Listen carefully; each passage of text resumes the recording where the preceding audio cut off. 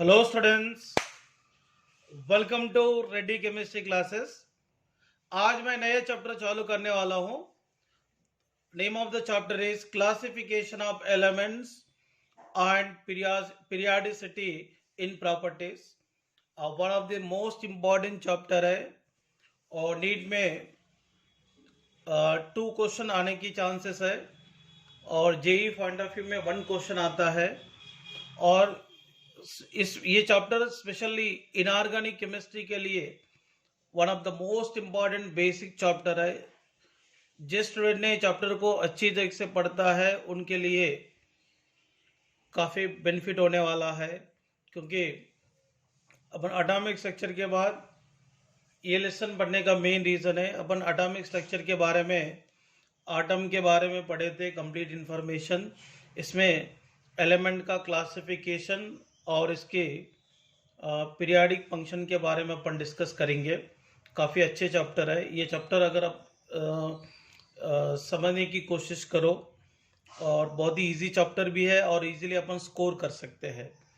But आप लोग जैसे जैसा टॉपिक कंप्लीट होते जा रहा वैसे आप लोग पढ़ते जाने का, ठीक है। यहाँ पे सबसे पहले अपन ये डिस्कस करते हैं क्लासिफिकेशन ऑफ एलिमेंट्स करना ज़रूरी है क्या।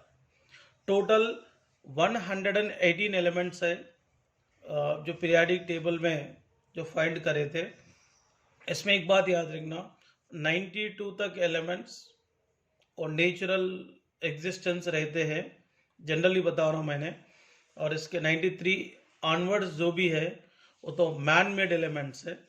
सो ये टोटल 118 एलिमेंट्स को मतलब क्लासिफिकेशन करना ज़रूरी क्यों है, तो ये मॉडर्न पीरियाडिक टेबल आने के पहले और historical development of periodic table कैसे हुए हैं वो सारे कंडीशन अपन डिस्कस करेंगे। ओके ना बच्चों। सो यहाँ पे 118 एलिमेंट्स को आप ईच एंड एवरी एलिमेंट को इंडिविजुअली पढ़ना मुश्किल है, इसीलिए तो एलिमेंट का सिमिलर प्रॉपर्टीज रहने वाले एलिमेंट्स को सेम पीरियड में और सेम ग्रुप में रख के पढ़ने से अपने को एलिमेंट का प्रॉपर्टी समझना इजी होता है और इसके बारे में स्टडी करना बहुत इजी होता है, इसलिए क्लासिफिकेशन करना ज़रूरी था। सो सबसे पहले अपन डिस्कस करेंगे मॉडर्न पीरियोडिक टेबल। डिस्कस करने के पहले यहाँ पे हिस्टोरिकल मॉडल्स ऑफ, देखिए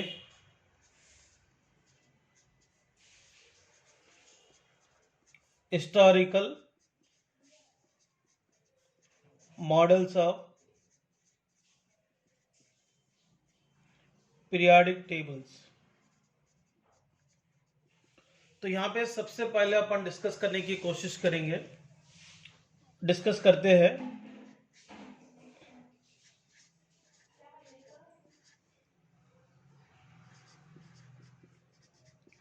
डोबराइनर्स ट्रायड्स। इसके बारे में दोस्तों आप लोग 10th क्लास में भी पढ़े हैं। सो वही टॉपिक है, यहाँ पर भी आ रहा है। सो डोबराइनर ट्रायड्स। फर्स्ट ऑफ ऑल ये जानने की कोशिश करते हैं, फर्स्ट ऑफ ऑल ट्रायड किसको बोलते हैं, ट्रायड किसको बोलेंगे। देखिए इट इज द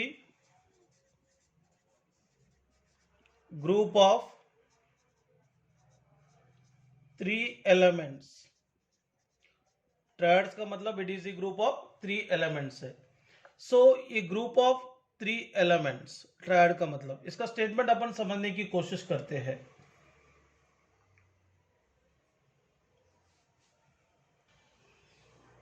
इसमें मैंने पहला पॉइंट बताना चाहता हूं, he made a group of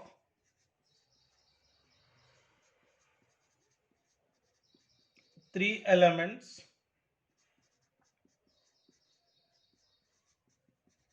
called triad with similar chemical properties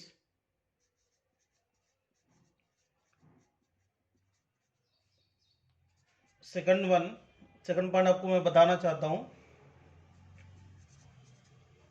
इन्हें triad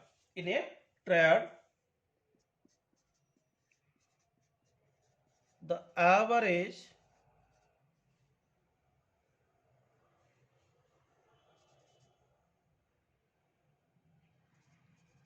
atomic weight of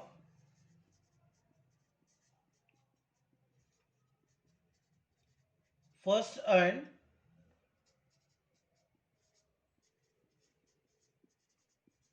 third element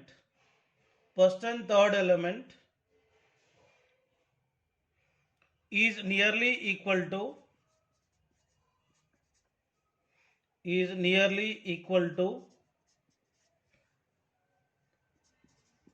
the atomic weight of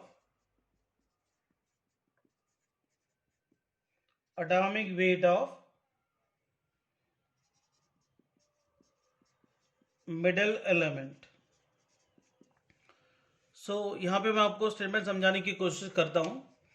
according to डोबर and triad का मतलब is a group of 3 elements and he made a group of 3 elements called triad with similar chemical properties।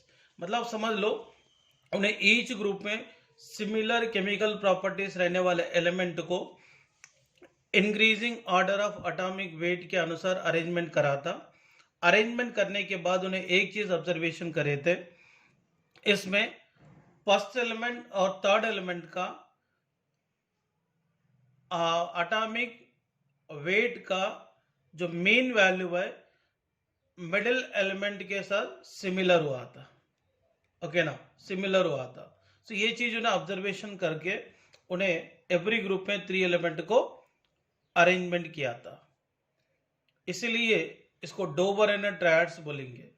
ये जो periodic table है, ये arrangement है, certain elements के लिए suitable हुआ था एंड सारे एलिमेंट के लिए सुटेबल नहीं हुआ था। देखिए बच्चों, यहां पर डिस्कस करेंगे। लिथियम का एटॉमिक वेट है 7 है, सोडियम का 23 है, पोटाशियम का 39 है। ये फर्स्ट एलिमेंट है, थर्ड एलिमेंट है।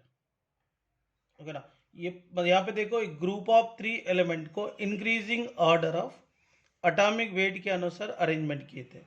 अरेंजमेंट करने के बाद उन्हें क्या ऑब्जर्वेशन करा था, फर्स्ट एलिमेंट और थर्ड एलिमेंट का एटॉमिक वेट का जो मीन वैल्यू है मिडिल एलिमेंट के साथ ऑलमोस्ट इक्वल हुआ था। सो यहां पर देखो ऑलमोस्ट सिमिलर वैल्यू रहते हैं सम केसेस में। अभी इसका कितना है 7 है, इसका कितना है 39 है। 7 + 39/2 46/2 कितना आ रहा 23 आ रहा है। मतलब एटॉमिक मासेस का जो mean value of lithium and potassium देखा तो 23 आ रहा, मतलब मिडिल एलिमेंट के साथ इक्वल हुआ था, इसलिए उन्हें इसको भी डोबर एंड ट्रायड कंसीडर किया। इधर ये सेकंड वाला देखेंगे, कैल्शियम का 40 है, इसका 88 है और बेरियम का 137 है। ये फर्स्ट एलिमेंट और थर्ड एलिमेंट का मेन वैल्यू चेक करेंगे। 40 + 137/2 मतलब इसको पूरा कैलकुलेट करेंगे तो 88.5 आएगा, मतलब इसका नियरर वैल्यू आए है।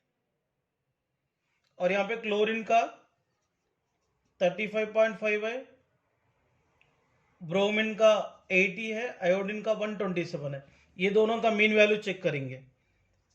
35.5 + 127/2 162.5/2 इज इक्वल टू 81.25। तो इसका 80 है रियल वैल्यू, बट यहाँ पे मीन वैल्यू नियरर वैल्यू आया था ना, ये 81.25 है, ये वैल्यू इसको नियरर वैल्यू आया था, इसीलिए ये 3 एलिमेंट को भी डोबर एंड ट्रायड कंसीडर करा। और यहाँ पे सल्फर का देखेंगे 32, इसका सेलेनियम का 79 है, टेलुरियम का 127 है। ये दोनों का मीन वैल्यू चेक करेंगे। 32 प्लस 127 बाई 2, 159 बाई 2, 79.5। तो इसका नियरर वैल्यू आया था। इसीलिए यहां पर आप समझने की कोशिश करो, तो फर्स्ट एलिमेंट का और थर्ड एलिमेंट का एटॉमिक वेट का जो मीन वैल्यू है मिडिल एलिमेंट के कंपैरिजन में सिमिलर आ रहा है, इसीलिए इसको डोबर एनर ट्रायड में कंसीडर किए थे। ओके ना। सो इसके अलावा सम अदर डोबर एनर ट्रायड्स का लिस्ट मैंने दिया हूं, इसको भी याद रखना है आप लोगों की। ओके ना, याद रखना बहुत जरूरी है। Phosphorus, arsenic, antimony, iron, cobalt, nickel, ruthenium, rhodium, palladium, osmium, iridium, platinum. ये प्लीज इसको एग्जाम्पल को याद रखना बहुत जरूरी है। देखिए बच्चों, डोबर एनर ट्रायड के बेस पे क्वेश्चन कैसा आता है इसके बारे में अपन डिस्कस करेंगे। देखिए यहां पर एक क्वेश्चन है, atomic weight of an element x is 39 and that of element z is 132. The atomic weight of their intermediate element y as per Dobereiner triad कितना है? पहले अपने को उसको अरेंजमेंट करना है डोबरेनर ट्रायड में। x है, y है और z है।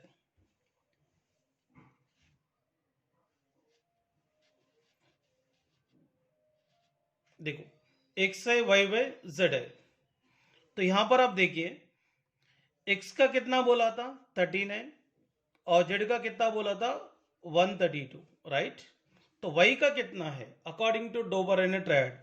अकॉर्डिंग टू डोबरेनर ट्रायड क्या होगा, ये फर्स्ट एलिमेंट है, ये क्या है थर्ड एलिमेंट है, ये दोनों का एटॉमिक मासेस का जो मीन वैल्यू चेक करेंगे कितना आता 39 प्लस 132 बाई 2। ओके ना। 171 बाई 2, 2 1 जा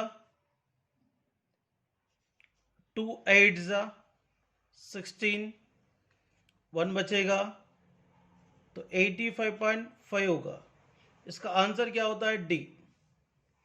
आंसर इज डी। देखिए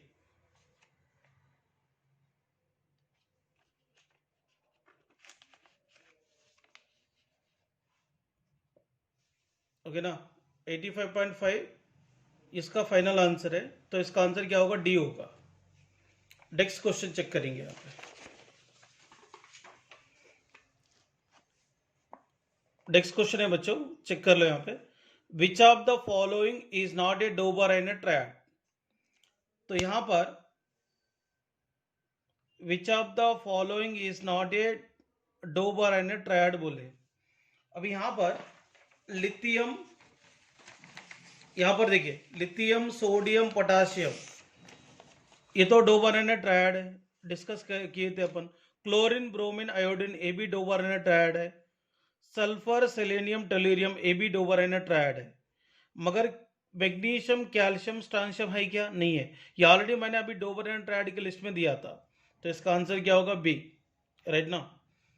next one, the law of triad is applicable to, किसको अप्लीकेबल होता है? देखो यार यहाँ पे नीचे डायरेक्ट एग्जांपल है ना, क्लोरीन, ब्रोमीन, आयोडीन, मैं लिस्ट में दिया था ना। Next one, law of triad is not applicable on, तो क्लोरीन, ब्रोमीन, आयोडीन है, कैल्शियम, स्ट्रांशियम, बेरियम है, सल्फर, सेलेनियम, टेलुरियम है, वो तो लिस्ट में दिया था मैंने। बट सोडियम, पोटासियम, रुबिडियम नहीं है, क्योंकि सोडियम का कितना है 23 है, रुबिडियम का कितना है 83 है। ओके ना। तो यहाँ पे देखो सोडियम का 23 है, रुबिडियम का 83 है। सो यहाँ पे according to Dobereiner triad potassium का निकालना है 23 प्लस 83 बाई 2, इसका कितना आ जाएंगे, देखिए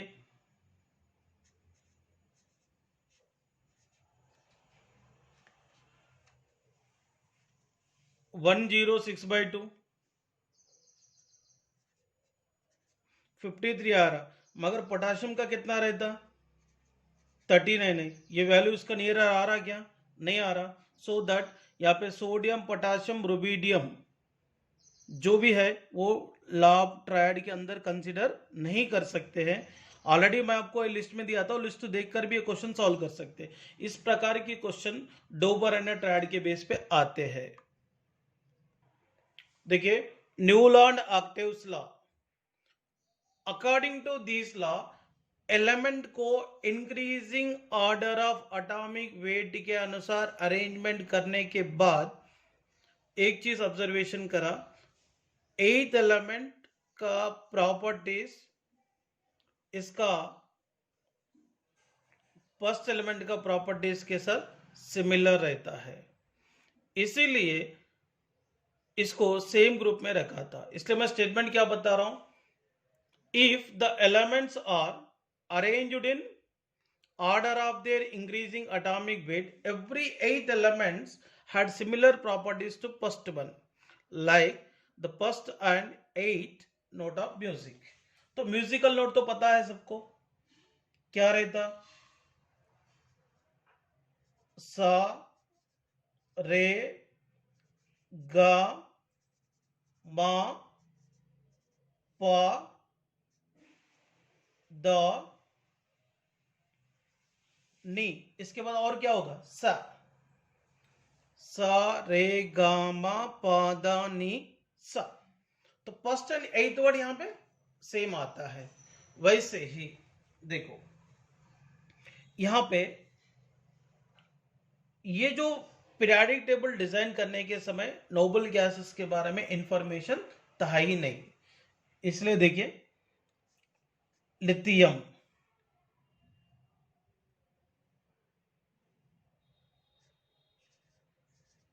beryllium, boron, carbon, nitrogen, oxygen, fluorine, इसके बाद नियान नहीं रहता, नोबल गैस है ना, sodium, magnesium, aluminium, silicon, phosphorus, sulphur, chlorine. Argon को यहां पे रखना नहीं है। इसके बाद कौन, पोटाशियम, इसके बाद कैल्शियम। और ये जो अरेंजमेंट है ओनली कैल्शियम तक ही हो पाया। देखो ये फर्स्ट एलिमेंट है 1 2 3 4 5 6 7 8, मतलब ये फर्स्ट है, ये एथ एलिमेंट है, ये दोनों का प्रॉपर्टी सेम है, इसीलिए उन्हें सेम ग्रुप में रखा था। ये एलिमेंट को increasing order of atomic weight के अनुसार अरेंजमेंट करके उन्हें क्या ऑब्जर्वेशन करा था, फर्स्ट एलिमेंट एंड इट्स एथ एलिमेंट दोनों का प्रॉपर्टी सेम है, इसलिए सेम ग्रुप में रखा था। इसका एथ एलिमेंट कौन है, पोटाशियम है, 1 2 3 4 5 6 7 8। इसका एथ एलिमेंट कौन है, कैल्शियम है। इसका एथ एलिमेंट कौन है, एल्यूमिनियम है। ओके ना, इसीलिए ये जो क्लासिफिकेशन था ओनली कैल्शियम तक ही एप्लीकेबल हुआ था, इसके बाद ये एप्लीकेबल नहीं हुआ। एंड न्यूलैंड एक्टिव्स को डेवलप करने के समय मतलब नोबल गैसेस के बारे में इंफॉर्मेशन नहीं हुआ था।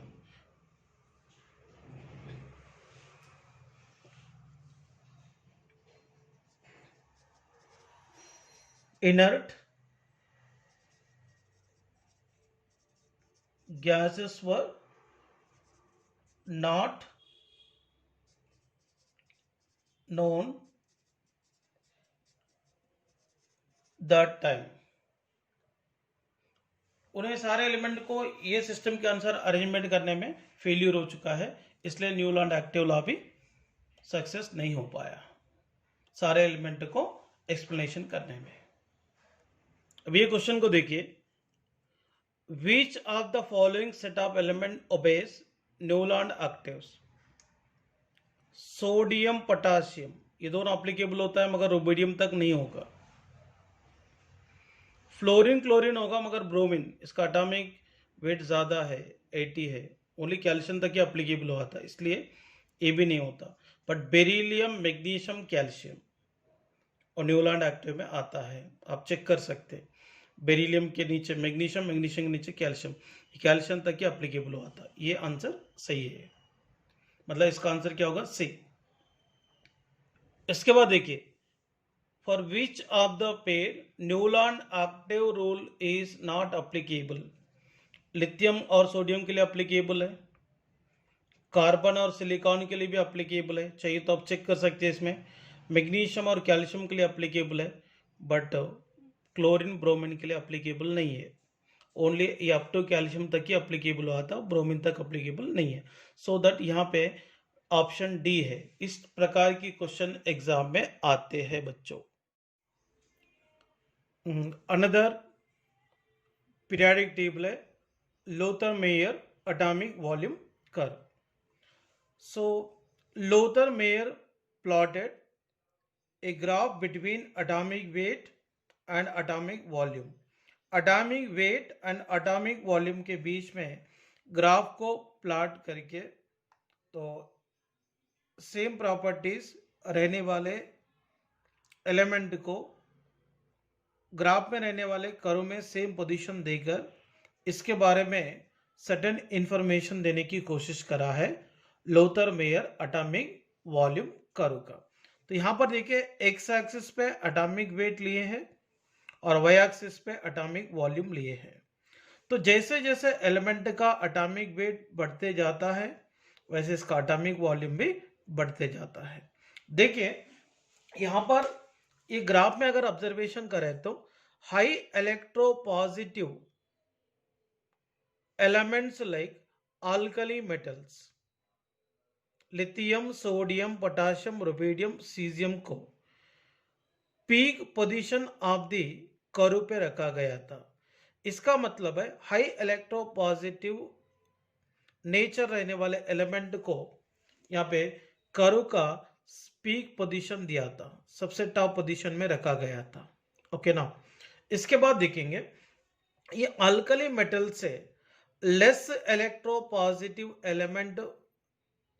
Elements like beryllium, magnesium, calcium, strontium, barium जैसे अल्कलाइन अर्थ मेटल को descending position of the curve पे रखा था। ये ascending position of the curve है, ये descending position of the curve है। देखो बेरिलियम भी डिसेंडिंग पोजीशन पे है, मैग्नीशियम भी descending position of the curve पे है, calcium, strontium, barium descending position of the curve पे रखा गया है। तो descending position of the curve में रखने का मेन रीजन है ये एलिमेंट का इलेक्ट्रोपॉजिटिविटी नेचर है अल्कली मेटल से कम है, ये रिप्रेजेंट करने के लिए रखा था। और इसके बाद देखो फ्लोरीन, क्लोरीन, ब्रोमीन, आयोडीन जैसे हालोजेंस को ascending position of the curve, देखो ये इंक्रीजिंग वाला कर्व है ना, इसलिए इसको असेंडिंग पोजीशन बोलते हैं। ये डिक्रीजिंग वाला कर्व है, डिसेंडिंग पोजीशन है। Ascending position of the curve पे फ्लोरीन, क्लोरीन, ब्रोमीन, आयोडीन को रखा था। इसका मतलब है यहाँ पे high electronegative elements like halogens में फ्लोरीन, क्लोरीन, ब्रोमीन, आयोडीन को ascending position of the curve पे रखा था। सबसे bottom position of the curve पे, bottom part of the curve पे मेटलॉइड्स एंड ट्रांजिशन एलिमेंट्स को रखा था। ठीक है, देखिए मैं इसके बारे में और एक बार बताना चाहता हूं। Lothar Meyer plotted a graph between the atomic weight and atomic volume, और ये ग्राफ में सर्टेन ऑब्जर्वेशंस है। First one, peak position on the curve were occupied by the most electropositive elements, that is alkali metals, lithium, sodium, potassium, rubidium, cesium. Descending position on the curve were occupied by the least electropositive elements, that is alkaline earth metals or alkali earth metals, beryllium, magnesium, calcium, strontium, barium. Ascending position on the curve were occupied by the most electronegative elements, that is halogens, fluorine, chlorine, bromine, iodine. Next one, bottom part of the curve was occupied by the transition metals and metalloids. Okay ना। और एक बात है यहाँ पे note पे मैंने लिखा हूं, element with similar properties hold the similar position on the curve. तो देखो कर्व का टॉप पोजीशन में अल्कली मेटल्स को रखे थे, ये सारे एलिमेंट का प्रॉपर्टीज सेम है। और descending position of the curve में अल्कली अर्थ मेटल्स को रखे थे, इसका सब प्रॉपर्टीज सेम है। और ascending position of the curve पे यहाँ पर हालोजन्स को रखा थे, हालोजन का भी ये सारे एलिमेंट का प्रॉपर्टीज सेम है। ओके, तो इसके बाद ये कंक्लूजन डिस्कस करेंगे, कंक्लूजन डिस्कस करेंगे। Okay, Lothar Meyer proposed that physical properties are the periodic function of the atomic weight, and then this became the base of Mendeleev's periodic table। मतलब Lothar Meyer ने तो physical properties and periodic functions को determine करने के लिए atomic weight को consideration में लिया था, इसलिए एटॉमिक वेट को बेस करते हुए मेंडलीव्स पीरियाडिक टेबल बना है, मेंडलीव्स पीरियाडिक टेबल बना है। और ये Lothar Meyer atomic volume curve के द्वारा भी सारे एलिमेंट को अरेंजमेंट करने में फेलियर हो चुका है। इसके बाद मतलब मेंडलीव्स पीरियाडिक टेबल आया था। ओके ना। देखो बच्चों, ये मेंडलीव्स पीरियाडिक टेबल के बारे में 10वीं में आप लोग पढ़े हैं, बट 10वीं में आपको कुछ अच्छी तरह से इंफॉर्मेशन नहीं मिला होगा। सो मैं यहाँ पे आपको क्लियर करने की कोशिश करता हूँ, क्योंकि मेंडलीव्स पीरियाडिक टेबल ऐसे पीरियाडिक टेबल है फर्स्ट टाइम एलिमेंट को सिस्टमैटिक वे से अरेंजमेंट करने की कोशिश करा है मेंडलीव्स साइंटिस्ट ने, तो इसका नाम से ही मेंडलीव्स पीरियाडिक टेबल कहते हैं। देखो सबसे पहले अपन ये डिस्कस करते हैं मेंडलीव्स पीरियाडिक लॉ क्या है। Mendeleev's periodic law states that the physical and chemical properties are the periodic function of their atomic weight. तो chemical and physical properties and the periodic function of the element can be determined on the basis of the atomic weight। ये atomic weight को base करके बना हुआ periodic table है। तो यहां पर एक चीज ऑब्जर्वेशन करो, मेंडलीव्स ने टोटल 63 एलिमेंट्स को, तो मतलब ये मेंडलीव्स पीरियाडिक टेबल में 63 एलिमेंट्स है। इसके समय नोबल गैसेस के बारे में इंफॉर्मेशन नहीं मिला था, बट प्लीज यहाँ पे कंफ्यूजन नहीं होना, मेंडलीव्स पीरियाडिक टेबल को मॉडिफाइड करके और एक पीरियाडिक टेबल था मेंडलीव्स मॉडिफाइड पीरियाडिक टेबल का, वो कॉन्सेप्ट यहाँ पे प्लीज अप्लाई मत करना, मैं इसके लिए बता रहा हूँ, मेंडलीव्स का ही बता रहा हूँ। तो मेंडलीव्स पीरियाडिक टेबल में टोटल 63 एलिमेंट्स है। तो 63 एलिमेंट्स में कोई नोबल गैसेस का एडिशन नहीं हुआ था, क्योंकि उसके समय मालूम नहीं था। ये 63 एलिमेंट्स को जनरली उन्हें कौन सी बेसिस पे अरेंजमेंट करने की कोशिश करा था, एटॉमिक वेट। देखो, when the elements are arranged in order of their increasing atomic weight, okay, element with similar properties are repeated after certain regular intervals. Okay ना, मतलब उन्हें क्या करा, मतलब increasing order of atomic weight के अनुसार elements को अरेंजमेंट करते हुए सिमिलर प्रॉपर्टीज रहने वाले एलिमेंट को मतलब सेम ग्रुप में रखने की कोशिश करा है। और उन्हें पीरियाडिक टेबल में एलिमेंट को अरेंजमेंट करते करते करते सम एलिमेंट का प्रॉपर्टीज को प्रेडिक्ट करके उन्हें पीरियाडिक टेबल में सम गैप्स छोड़ दिया था। और गैप्स का नेम है एका बोरान, एका एल्यूमिनियम, एका सिलिकॉन एंड एका मैंगनीज। इसके बाद ये एलिमेंट्स पर्टिकुलर एलिमेंट्स के साथ फिल हो चुका था। देखिए मैं समझा देता हूं, इसमें रहने वाले गैप्स, एका बोरान था, एका बोरान स्कैंडियम के साथ फिल हुआ था, एका एल्यूमिनियम बाद में गैलियम के साथ फिल हुआ था, एका सिलिकॉन जर्मेनियम के साथ फिल हुआ था, एका मैंगनीज टेक्नीशियम के साथ फिल हुआ था। ओके, यहां पे मैं बताना चाह रहा हूं, noble gases were not discovered. Okay ना, मतलब मेंडलीव्स पीरियाडिक टेबल को डिजाइनिंग करने के समय नोबल गैसेस के बारे में इंफॉर्मेशन नहीं मिला था इनको। इसमें 63 एलिमेंट्स है मेंडलीव्स पीरियाडिक टेबल को डिजाइनिंग करने के समय। और उन्हें क्या करा, इस एलिमेंट्स को सिस्टमैटिकल मैनर में अरेंजमेंट करने की कोशिश करा है। इसमें वर्टिकल कॉलम्स रखा था, हॉरिजेंटल रोज को रखा था। तो ये वर्टिकल कॉलम्स का नाम रखा था ग्रुप्स, हॉरिजेंटल रो का नाम रखा था पीरियड्स। मतलब इसके अंदर टोटल 7 हॉरिजेंटल रोज रहता है और इसको बोलेंगे पीरियड्स, मतलब इसमें 7 पीरियड्स है। नेक्स्ट वन 8 वर्टिकल कॉलम्स है, इसको बोलेंगे ग्रुप्स। मैं और एक बार समझा देता हूं, ये नोबल गैसेस एडिशन करने के पहले आप थोड़े बुक्स में ऐसे भी पढ़े होंगे, मतलब 7 पीरियड्स 9 ग्रुप्स बोल के। एक्चुअली वो मॉडिफाइड मेंडलिस पीरियाडिक टेबल है। मॉडिफाइड मेंडलिक पीरियाडिक टेबल में 9 ग्रुप्स इसलिए रखा गया था, और नोबल गैसेस का डिस्कवरी होने के बाद नोबल गैसेस को एडिशन करके वहां पर 9 ग्रुप्स एंड 7 पीरियड्स बोले थे। But according to this particular Mendeleev's periodic table में ओनली 7 हॉरिजेंटल रोज रहेंगे, इसको पीरियड बोलेंगे। 8 वर्टिकल कॉलम्स रहेंगे, इसको ग्रुप्स कहेंगे। क्लियर हो गया? देखिए, the every group is divided into 2 sub groups, that is A and B. A sub group में नॉर्मल एलिमेंट को रखे थे और बी सब ग्रुप के अंदर ट्रांजिशन एलिमेंट को रखे थे। बट 8th ग्रुप के अंदर टोटल 9 एलिमेंट्स है, इसको 3 रोज में रखे थे। इसमें स्पेशली ट्रांजिशन मेटल ग्रुप्स है।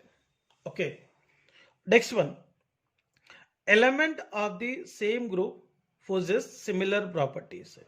सेम ग्रुप में रहने वाले एलिमेंट का मोस्टली प्रॉपर्टीज सिमिलर थे। और ये मेंडलिस पीरियाडिक टेबल का इंपॉर्टेंट ड्रॉबैक्स क्या है वो भी डिस्कस करेंगे। First one, position of the hydrogen को डिस्कवरी करने में, पोजीशन ऑफ द हाइड्रोजन देने में जनरली ये मेंडलिस फेल्यूर हो चुका है, क्योंकि ये हाइड्रोजन का पोजीशन अभी भी कंट्रोवर्सी है, क्योंकि इसका सम प्रॉपर्टीज अल्कली मेटल के साथ भी मिलता है, दैट इज फर्स्ट ये, एंड हालोजन के साथ भी मिलता है, सेवंथ ये। इसको properties alkali metals and halogen दोनों के साथ मिलने की वजह से मेंडलिस को इसका पोजीशन देने में काफी दिक्कत हुआ था, पोजीशन दे नहीं पाया था, क्योंकि इसका प्रॉपर्टी दोनों के साथ मिलने की वजह से फर्स्ट ग्रुप में नहीं रख सकते और 7th ग्रुप में नहीं रख सकते। इसीलिए पोजीशन ऑफ द हाइड्रोजन के बारे में बताने में मेंडलिस फेल्यूर हो चुका है। और एक ड्रॉबैक है position of isotopes. Generally isotopes का मतलब क्या है, सेम एलिमेंट होकर, सेम एटॉमिक नंबर होकर, एटॉमिक मास नंबर क्या होना, डिफरेंट होना चाहिए, तभी वो आइसोटोप्स होते हैं। ये आइसोटोप्स में डिफरेंट एटॉमिक वेट होने के कारण उन्हें आइसोटोप्स को भी अलग अलग पोजीशन दिया था। मतलब ये बिगेस्ट ड्रॉबैक हुआ था मेंडलिस का। और next one, anomalous pair of elements. Actually Mendeleev's periodic table जो बनाता एटॉमिक वेट के बेस पे, उन्हें एलिमेंट को भी, सारे एलिमेंट को भी increasing order of atomic weight के साथ अरेंजमेंट करना था, मगर उन्हें थोड़े एलिमेंट को अरेंजमेंट करने में फेल्यूर हो चुका है, आर्गन एंड कोबाल्ट। अगर इसके अनुसार देखा तो पोटाशियम के बाद आर्गन को रखना था, मगर पोटाशियम के पहले आर्गन को रखा था। मतलब इसका ही कॉन्सेप्ट को ये सपोर्ट कर रहे हैं क्या, नहीं कर रहा है। उन्हें कोबाल्ट के बाद निकल रखा है, बट इसके कॉन्सेप्ट के अनुसार निकल के बाद कोबाल्ट रखना चाहिए था। मतलब ये जो पेयर्स को अरेंजमेंट करने में उन्हें फेल्यूर हो चुका है। इसके अलावा भी है, देखिए बच्चों, इसको अरेंजमेंट करने में भी फेल्यूर हो चुका है, इसको अरेंजमेंट करने के लिए भी फेल्यूर हो चुका है। इसको अनॉमलस पेयर माना जाता है। उन्हें क्या बोला, एलिमेंट को increasing order of atomic weight के अनुसार अरेंजमेंट करा बोला, मगर सम एलिमेंट को अरेंजमेंट करने में फेल्यूर हो गए। फॉर एग्जांपल आर्गन का 40 है, इसका एटॉमिक वेट पोटेशियम से ज्यादा है, तो इसलिए उन्हें पोटेशियम के बाद आर्गन रखना चाहिए था, मगर उन्हें क्या करा, पहले आर्गन रखा, पोटेशियम रखा। इसका तो उनका ही कॉन्सेप्ट को अपोज कर रहा है कॉन्सेप्ट। और दूसरी चीज, उन्हें सेम एलिमेंट को, लाइक एलिमेंट्स को उन्हें अलग अलग ग्रुप में रखा था। फॉर एग्जांपल प्लैटिनम एंड आरम का तो प्रॉपर्टी सेम रहते हैं, सिमिलर रहते हैं, मगर इसको अलग अलग ग्रुप में रखा था। आरम को, मतलब गोल्ड को फर्स्ट बी में रखा, प्लैटिनम को 7th ग्रुप में रखा था, ये भी गलत किया। एंड अनलाइक एलिमेंट को सेम ग्रुप में रखा था। For example, high reactive nature रहने वाले अल्कली मेटल के साथ लेस रिएक्टिव नेचर रहने वाले transition elements, transition metals like coinage metals, copper, silver, gold को इसके साथ रखे थे। मतलब ये भी गलत है।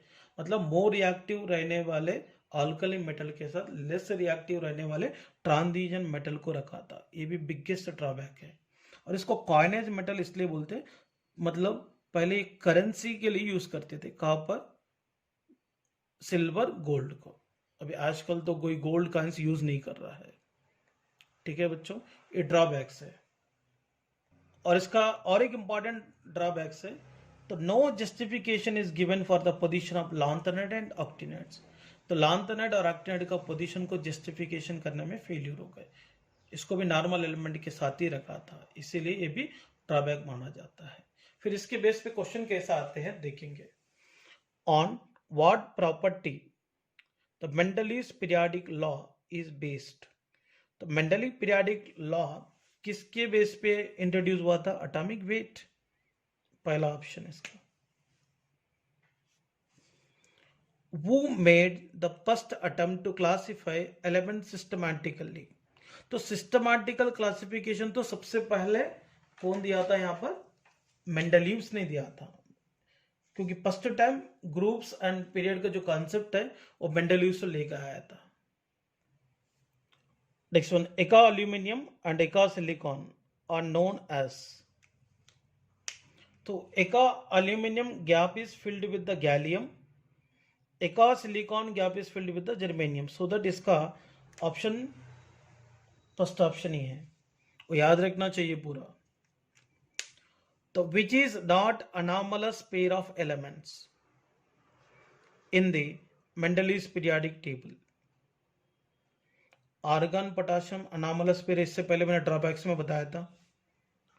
कोबाल्ट निकल भी बताया, टेलोरियम आयोडीन भी बताया, बट एल्यूमिनियम सिलिकॉन के बारे में डिस्कस नहीं करें। Which of the following set of elements follow Newland octaves rule? Beryllium, magnesium, calcium follow करेंगे। आप देखो न्यूलैंड ऑक्टेव का क्लासिफिकेशन में लिथियम, सोडियम, पोटाशियम भी होता है। बोरान एल्यूमिनियम होगा, मगर गैलियम तक नहीं आया, ओनली कैल्शियम पे रुके थे ना। तो ऑप्शन क्या होगा? 3। देखिए ए बी क्वेश्चन देखिए, which of the following are correct match? एका एल्यूमिनियम गैलियम राइट है ना, बट एका सिलिकॉन नहीं रहता बेरिलियम के साथ, गलत है ये। ओके ना, वहां पे क्या आता? एका सिलिकॉन की जगह क्या होना चाहिए? एक्चुअली जर्मेनियम होना चाहिए, बेरिलियम नहीं है, गलत है। एका मैंगनीज टेक्नीशियम राइट है। एका स्कैंडियम के साथ, एका स्कैंडियम तो है नहीं गया, तो इसमें सुटेबल क्या है? फर्स्ट एंड थर्ड, तो ऑप्शन बी है। तो इस तरीके से क्वेश्चन आते हैं। आप सारे ये historical classification of periodic table पढ़ो अच्छी तरीके से, और इसमें से Lothar Meyer atomic volume curve को छोड़कर बाकी का सब 10th क्लास में आए थे। ठीक है बच्चों, तो रिमेनिंग नेक्स्ट सेशन में पढ़ेंगे। Thank you.